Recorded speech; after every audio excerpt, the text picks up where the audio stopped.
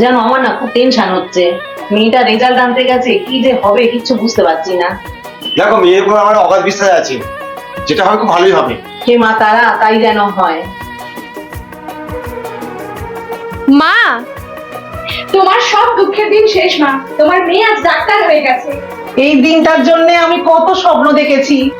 এত খুশির দিনে তুমি আবার কাঁদছো কেন মা? আজ তো তোমার আনন্দ করার দিন।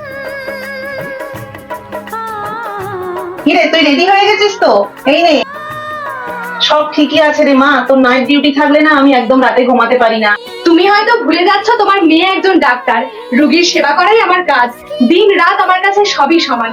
যখনই কল আসবে আমাকে চলে যেতে হবে, তাই তুমি এত চিন্তা করো না। দুদিন চিৎকার হবে, 4 দিন মিছিল, আর তারপর আমরা সবাই নিজের নিজের কাজে ব্যস্ত হয়ে যাব। কিন্তু যে হারালো আর যার হারালো, একমাত্র সেই জানে যন্ত্রণাটা।